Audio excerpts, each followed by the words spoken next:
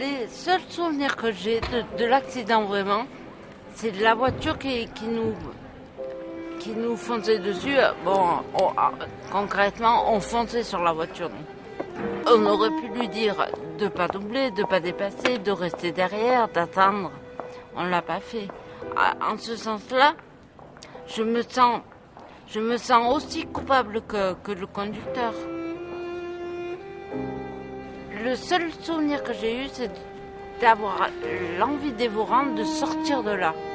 Et après, je sais pas, le choc n'est rien, mais je suppose que ça fait du bruit. Mais j'en sais rien, moi. J'ai la tête qui s'est précipitée sur le montant de la voiture et plus de temps, plus d'images. J'ai fait 17 jours de coma profond. Alors là, tu es mort. Hein.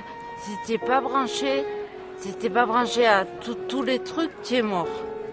Il te monte en étage, c'est quand tu commences à te réveiller. Je suis sortie du coma, je croyais que je venais de naître. Je me souviens de comment j'étais avant, de la fille et tout. Mais c'est pas moi.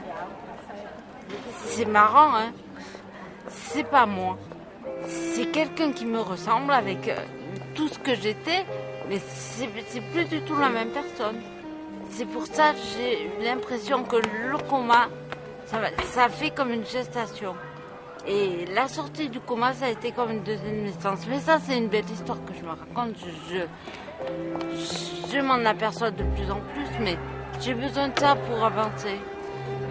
Sinon, tu te révoltes contre un mur et qui tombera jamais ce mur-là. Parce que tu le détruis, mais derrière, il y en a un autre.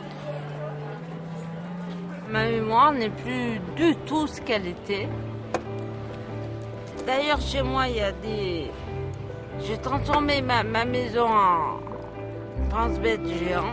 Dans toutes les pièces, il y a un truc pour nous rappeler ce qu'il faut faire tel jour qu'il faut le faire. Et malgré tous ces trucs, tous ces rappels de date, il m'arrive encore d'en oublier, de faire l'impasse sur des trucs plus ou moins importants selon les fois. C'est désespérant. Mais quand on me dit t'as oublié une réunion, t'as oublié ça, je me dis c'est que je devais pas y être essentielle.